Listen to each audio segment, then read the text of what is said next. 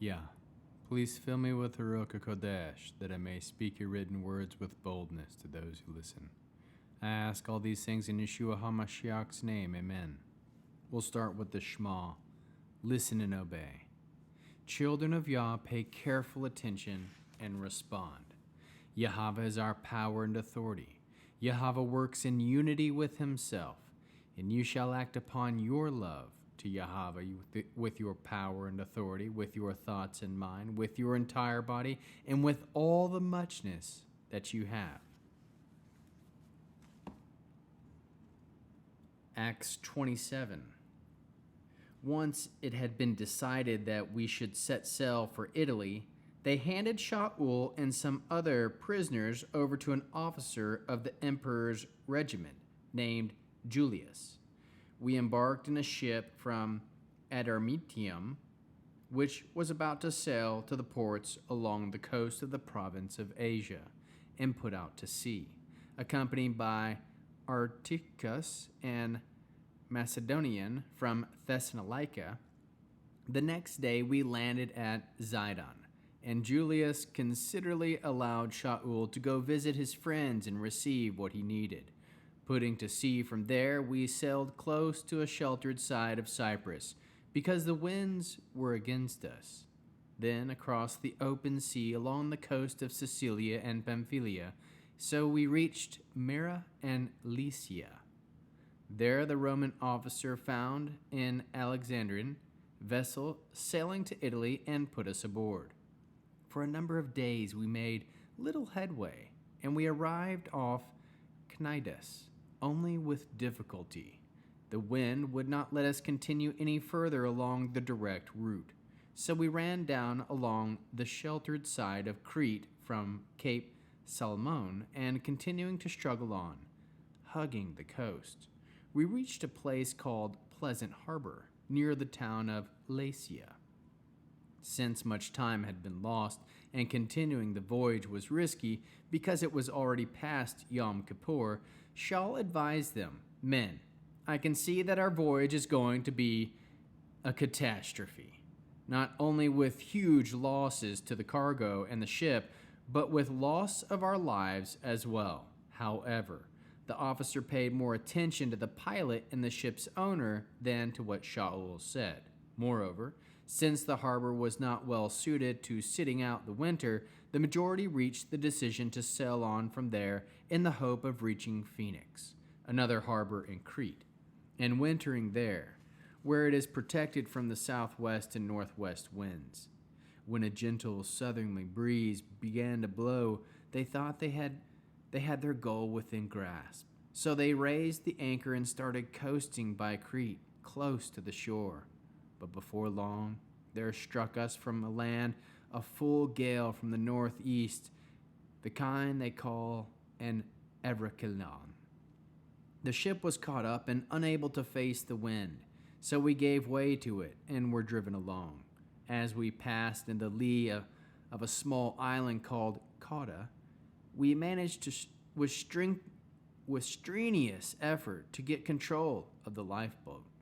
They hoisted it aboard, then fastened cables tightly around the ship itself to reinforce it, fearing they might run around on the Citus sandbars. They lowered the topsails and thus continued drifting. But because we were fighting such heavy weather, the next day they began jettison non-essentials. And the third day, the heavier weather.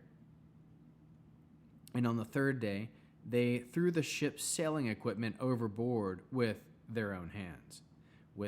For many days neither the sun nor the stars appeared while the storm continued to rage, until gradually all hope of survival vanished.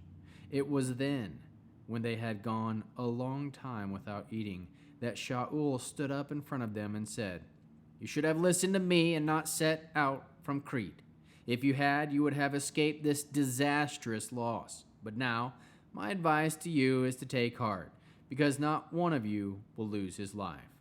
Only the ship will be lost. For this very night there stood next to me an angel of God to whom I belong and whom I serve. He said, 'Don't be afraid, Shaul. You have to stand before the emperor. Look, God has granted you all those who are sailing with you. So men, take heart, for I trust God and believe that what I have been told will come true. Nevertheless, we will have to run around on some island. It was the 14th night, and we were still being driven about in the Adriatic Sea, when around midnight the sailors sensed that they were nearing land. So they dropped a plumb line and found the water 120 feet deep. A little further on, they looked around. They took another sounding and found it 90 feet. Fearing they might run into the rocks, they let their 4 anchors from the stern and prayed for daylight to come. At this point, the crew made an attempt to abandon ship. They lowered the lifeboat into the sea, pretending that they were about to let out some anchors from the bow. Shaul said to the officers and the soldiers, "Unless these men remain aboard the ship, you yourselves cannot be saved." Then the soldiers cut the ropes holding the lifeboat and let it go. Just before daybreak, Shaul urged them all to eat, saying, "Today is the 14th day you have been in suspense, going hungry, eating nothing. Therefore I advise you to take some food. You need it for your own survival, for not one of you will lose so much as a hair from your head." When he said this, he took bread, said the bracha to God in the front of everyone, broke it, and began to eat. With courage restored, they all ate some food themselves. Altogether were 276 of us on board the ship. After they had eaten all they wanted, they lightened the ship and dumped the grain into the sea. When day broke, they didn't recognize the land, but they noticed a bay with a sand beach, where they decided to run the ship aground if they could. So they cut away the anchors and left them in the sea at the same time. They loosened the ropes that held the rudders out of the water.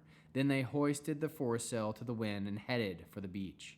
But they encountered a place where 2 currents meet and ran the vessel aground on the sandbar there.